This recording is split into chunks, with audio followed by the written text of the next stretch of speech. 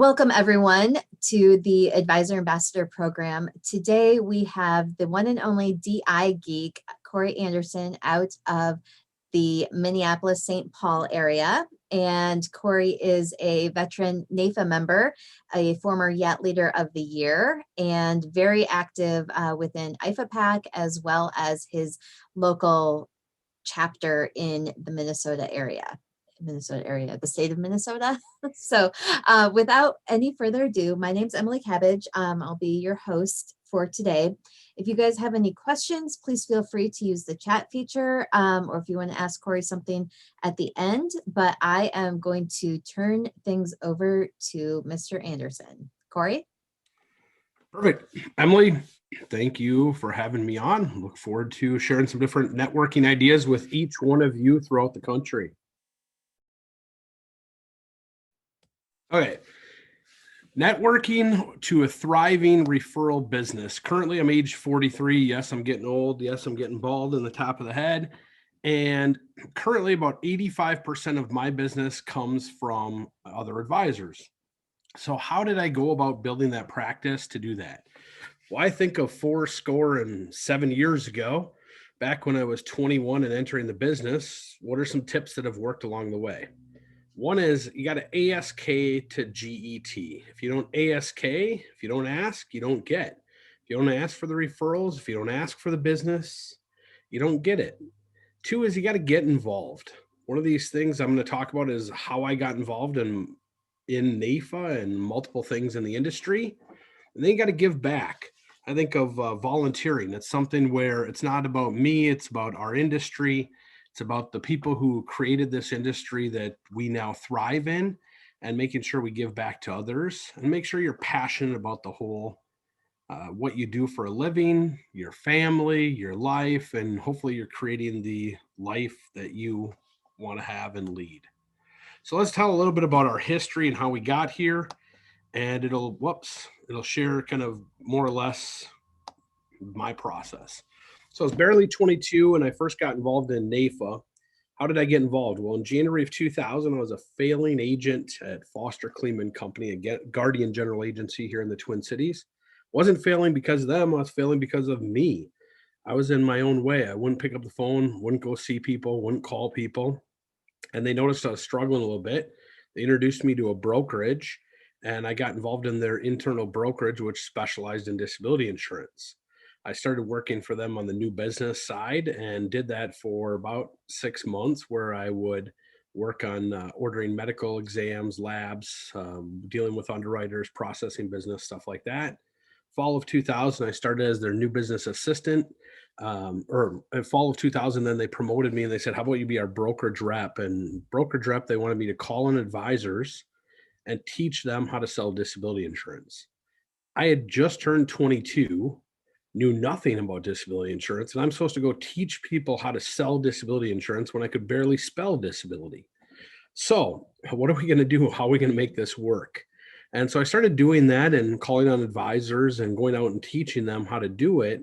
But what I realized after a while is most advisors struggled with selling disability insurance because all they did was talk about, here's the price, here's the options, and it was, do you want it or not? And they couldn't pivot. And I would teach them how to pivot, but they still wouldn't pivot. And I'd say, well, what happened to the client? Why didn't they do it? Well, the client said it was too much. Well, no kidding. It was more than a dime. So they didn't buy it. Why didn't you pivot to this or pivot to this or pivot to this? And so I was struggling with that. And I decided then in June of 2003 to start Disability Geek. Now, in that process, in fall of 2000, when I was a brokerage rep, my quote unquote manager, the owner of the firm, said, you're going to get involved in NAFA. I said, what? NAFA? What is that? And he told me about it, brought me to my first meeting. And frankly, I was the youngest person in the room by an average of probably 20 some years. I said, do you really want me involved in this? He goes, yeah, you're going to like it. And I was not too thrilled about it. But I said, you know what? I'll follow your lead. I'll start getting involved in it. And what I did was got very involved in it. So how did I get involved? First, I got involved in the local. I got involved in a committee, a board position. Well, why did I do that? Because I could network and get to know other advisors. and see if they were selling disability insurance. Ask them about it. I would volunteer by not only helping with our golf committee at the time, which was a huge fundraiser. I helped on membership, which membership, the beauty is you get to call on advisors all day, every day, all over the area. And this was the Minneapolis area. Also, then I started the YAT program in our area, Young Advisors Team for advisors under age 40. Well, advisors start seeing that you're doing something and you're volunteering and they're intrigued. They want to talk with you and see what you're doing and why you're so passionate. And I would get appointments with these advisors to not only talk to them about NAFA, but then I'd also say, hey, do you do disability insurance? No, I can't stand doing disability insurance. Oh, great. Well, let's chat. I love doing disability insurance. Also, I went through the chairs to become president of my local. So I was a past president of NAFA Minneapolis. I believe actually the youngest advisor that was ever president of the local. I was doing that, I believe, in the my late 20s. So anyways, I got very involved. And when you're getting involved, you meet a lot of other advisors. Why do I bring that up? Well, I don't know. I know property casualty agents. I know life insurance agents. I know health insurance agents. I know financial planners. Most of those advisors have a niche, something they're very, very, very good at, probably the best in their hopefully their respective area on that particular niche that they have. What I did was I established that with disability and said, I want to be the go-to person when anybody thinks about disability insurance. I've challenged property casualty agents. There's a lot of property casualty agents out there, but how many of them actually specialize in working only with other advisors or mostly with other advisors? For example, financial planners. Last time I checked, when you're doing a financial plan, part of it would be reviewing their property and casualty insurance to make sure that there isn't any risks out there that haven't been addressed and any rocks not looked under to make sure that the risks are all covered. That's your role as a financial planner. Well, where do you go when you need property casualty insurance? Who do you go to? I would challenge the property casualty agent to become the best in their industry and follow up with other members to become their go-to person with any question, any time of day when it comes to property casualty. I would say, here's my cell phone. Text me with any questions. Here's my phone number. Call me. Here's my email. Email me. We're here to help you and become that go-to resource no matter what. Are you always going to get business out of it? Not necessarily, but when you're viewed as the expert in your area, people start to look at you and go, you know what? I'm going to reach out to that person. And oh, by the way, they're passionate about this business and just a passionate young individual. So I personally, NAFA has accounted for quite a bit of my business over the years, and I'm going to dive a little bit more into that. Teaching CE classes. There's probably nothing I would rather do. I would rather probably run a marathon, which, if you know me, I'm not a runner, than teach a CE class back when I was 22 years old. However, I was challenged to do that.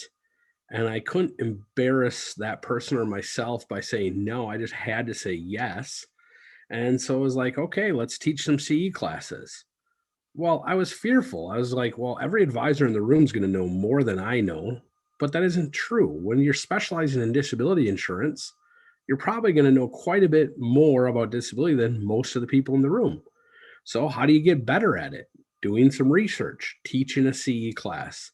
So I started teaching CE classes at a very young age. I still teach multiple ones throughout the country every year. And for me, that's been a great way to not only have personal growth, but to grow my practice. So back to having your niche, if you're the best at property casualty, or maybe it's only business owner insurance, or maybe it's errors and emissions insurance, you become the go-to person and teach CE classes not only to your fellow maybe NAFA members, but also to other industry organizations, maybe even to other professional organizations outside of your specific profession. You can become that recognized expert by teaching these classes. And the amount of calls I get as follow-up questions many years later, there's times where I've gotten calls 5 and 10 years later where they say, you know what? I remember you teaching this class and you brought up this topic. I need help with this case. Can you help me? And what do you know? Turns into business for me. So finding that niche, I fell into disability. Nobody grows up and says, I want to be a disability specialist. I fell into it because I was a failing advisor that wasn't picking up the phone, wasn't calling people. And I started in the brokerage, and they basically said, you want to get paid? You better pick up the phone. You better call people. Here's your W 2 wage. And oh, by the way, if you grow your sales, this is how much your income is going to grow. Well, I wanted to make more money, wanted to have a jet ski, wanted to have a boat, wanted to have snowmobiles. Those were my goals at 22 years old. So you pick up the phone, you call people. So find your niche, helping others, and they will help you. I think, again, with NAFA and getting involved in NAFA, it turned into some mentoring times where I was mentored by quite a few older advisors. I even look at the executive director for my local and my state for many years. We had a great working relationship. Heck, eventually he'd tell you he became a client of mine because he had so many questions. I had questions for him, and he was intrigued. And next thing you know, I was writing insurance for him and his family. But with that mentoring, I also, for example, I laugh about this now. I was the person where he came to me and said, you're not dressed appropriately or professionally enough, which is funny because now at 43, I still am bucking the system. I don't like wearing suits. I don't like wearing ties. But he came to me and said, a couple of people have brought it up, and he was doing it in constructive criticism for me to challenge me to be better. And I went probably an 8 to 10 year period where if it was during the working day, nobody was dressed better than I was. I had the full suit and shoes and flashy little shirt and some wacky socks because I love to not wear black or gray socks. I love to wear something different. But it was my calling card. People knew me for my socks. So mentoring, what that meant to me is helping me get to that next level and challenging me to be better, not only as an advisor, but as a spouse and a eventual father of 4 kids. But what also happened with mentoring is we started, I started mentoring somebody where I'll share his name, Tyler Hurth. He gave me permission to share about it. And my buddy Tyler, I met him. He was quite a few years younger than me. And we met for coffee. I scheduled a 7 a.m. coffee one day with him. He didn't really want to do it, and he hated the idea of 7 a.m. And let me tell you, I'm not a morning person either, but I had to do morning appointments back then, and I did those. And so at 7 a.m., I meet him and take him out to coffee, and I said, how's it going? And finally, he comes clean with me, and he says, this afternoon, I'm signing on the dotted line. I'm going to get a job. It's going to pay me $75,000 a year. It's going to come with a company car, and I'm going to be selling fertilizer and seed. I looked at him and I said, why are you going to sell your soul to the devil? He responded with some choice words. And I said, so when we go to have a beer at 5 o'clock, 6 o'clock, oh, wait, you can't go till 6:30 anymore because you're a company man. How happy are you going to be? And then he said some choice words back to me. But I knew him well enough to know that he wasn't doing what he was supposed to. I said, what's going on, Tyler? How many dials a day are you making? Are you reaching out to people and asking for the business? And we literally boiled it down to every time he picked up the phone, how much money he was going to make. He literally was going to quit the business that day. But I challenged him, mentored him on it, kept following up with him. Eventually, we formed a study group together. And I'll tell you today that Tyler, I am very proud of Tyler. He now is 50% owner in a business. He's not even 40, 50% owner in a business that has 475 million of assets under management in their RIA. Plus they have annuities that total between the two about $625 million. Plus he also has sub advisors in his RIA group, Strategic Wealth, and they have over $1 billion in assets under management. Mentoring, what did it mean? Well, Tyler and I built that relationship and still have that relationship today. We hang out quite often with our study group. And what's it led to? It's actually led to business between him and I. I send referrals over to him. He sends referrals over to me. He's a raving fan. He speaks to other advisors and says, you got to call Corey. Corey will help you with this. He's the disability expert, and sends many advisors to me throughout the year and sends me many clients throughout the year by building that mentor relationship where in the beginning I had nothing to gain. It was how could I help him so he didn't leave the business when we've all had some of those struggles. And it really what it was he just wasn't picking up the phone. So we eventually formed this BAGS study group. What is BAGS? Business Accountability Group. The common theme is we formed it with NAFA members. But what am I going to get to? How does this have to do with growing your business and getting referrals? Well, in my study group, we've had as many as 6 people in the study group and as little as 3. Right now, we currently go with 3. We aren't technically searching out other advisors to join it, but if they do, they do. We'll see. Our study group, you have to share everything. You have to share your financials. You have to share your relationship with your spouse, your kids, your business partner. There is not one question that is not allowed to be asked of our business partner or our study group members. And Tyler's a member of that. I can say he's happily married now, has 1 child, and thriving at life. And then I've got another gentleman by the name of Josh, and Josh is the health insurance guru. I believe he's the #1 writer of MNsure or affordable healthcare in Minnesota. He's bought numerous healthcare businesses or healthcare insurance businesses when I believe over the last 5 to 10 years, most advisors have been running from that business. He's the one showing up at the fire saying, how can I help? And buying those practices right and left. What's been neat is we send business back and forth. That's helped grow the business by referring business back and forth. Again, it's been great too to hold myself accountable because, I don't know about you, but a lot of us don't always want to be accountable for things. The other one we recently formed is a DI Gurus study group. It's disability geeks or nerds or dorks or specialists, whatever you want to call it, all over the country. What's the common theme? I believe every one of us is a NAFA member. We met each other through NAFA. And for me, what that's helped with is help me build confidence and knowing that I have the knowledge about the different products that we talk about and knowing what specific carriers are doing or some marketing ideas or whatever it may be. So we actually meet once a week. We're in, I believe, 4 different time zones on that call. We meet early Wednesday mornings once a week and do a 1-hour call. And we even read through policies, which to a lot of people sounds terrible. But to me, knowledge is power. And when you have confidence with the client that they notice that confidence, and the more confidence you have because of your practice and honing your craft, to me, it ends up leading to more referrals. People look at you and go, oh, that person's very referable. They know what they're talking about. We're going to refer them business. So building this practice and building the ideal practice, to me, it was a family first culture. I've now have 4 wonderful teammates on my team. All of them were referred into us. We never technically had to do some online advertisement. I did some Facebook on my own personal page asking, here's what I'm looking for. Or I told somebody this is what I'm looking for. And the next thing you know, a great person falls in your lap. We have only had 6 employees throughout my career. So only losing 2 over those years is, to me, wonderful. It's my staff right now. I have one that's been with me for 12 years, one with me for just about 6 years, and then 2 years. And then our latest hire has been with us for about 4 months. And I just happen to know her pretty well as I've been married to her for more than 15 years.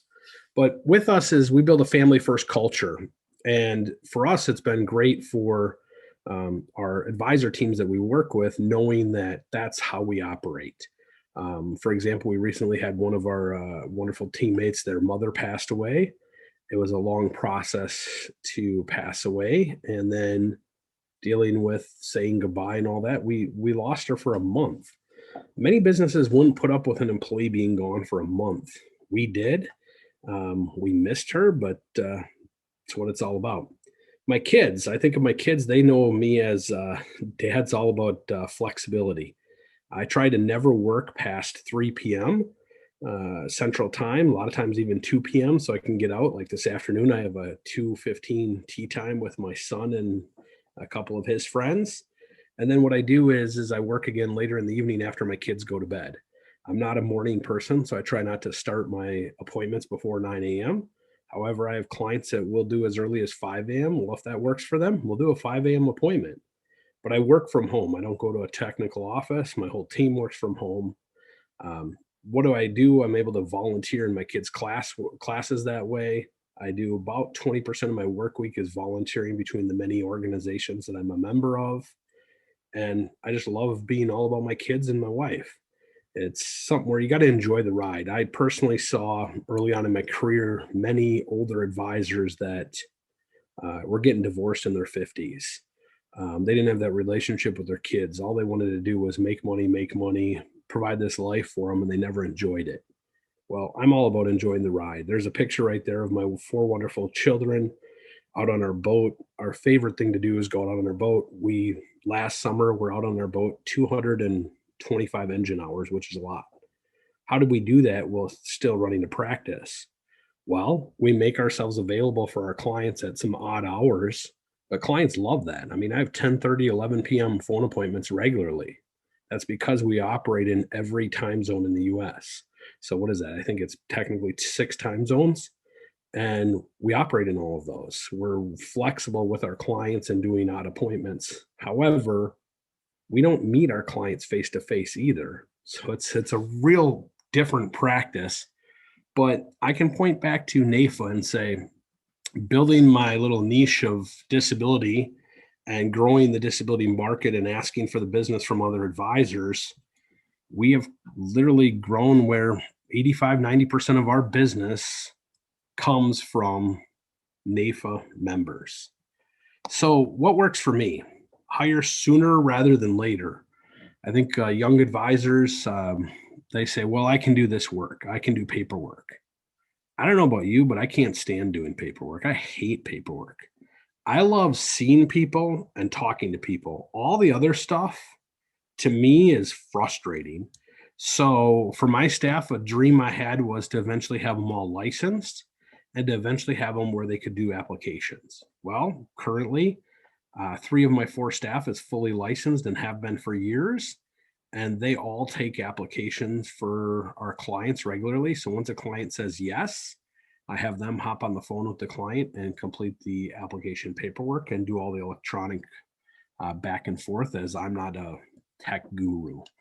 Networking for teammates, like I said, how we got all of our team. If you're ever looking to hire, ask people you know and trust and say, hey, this is what I'm looking for. Do you know a rock star in this specific area? My team, I can say there's a couple of them I probably would have never hired if it wasn't for my other teammates saying we should hire them.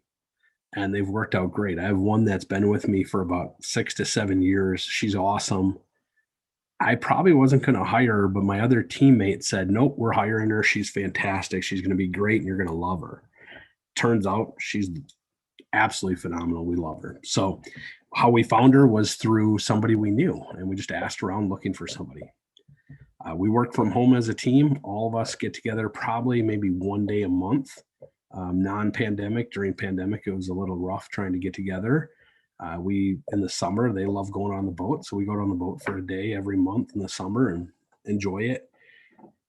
Better your team is, the better your practice is going to be. The more happy you are, the more you're going to enjoy work. I mean, I remember when I couldn't stand going to work on Mondays 20 years ago, and now, frankly, I love going to work. I love what I do. It's a lot of fun. So get out there and ask for the business, build that culture you want, and I think that'll help you grow your practice when you're a lot more positive in life and you start doing what you're supposed to do on your daily habits.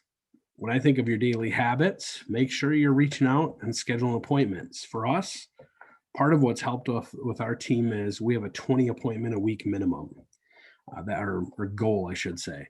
So if we do 20 appointments every week, then my staff or my teammates get a weekly bonus tied to that number. So we said, look, we want 20 appointments a week. Now, if I go to a NAFA meeting for a day, a conference, I count that as 4 meetings. I'm meeting other advisors that can do business with us. Also, I'm working on my craft. If I go on vacation for a week, I count that as appointments for them because I don't want to penalize them on me taking a vacation. We also do quarterly bonuses for them based on production, and then we do a nice annual salary as well. But I think of it as reward the type of culture you want and grow the type of culture in your practice you want. I again would say is if you have any questions ever about my practice or how to run your practice or best practices within different practices, let me know.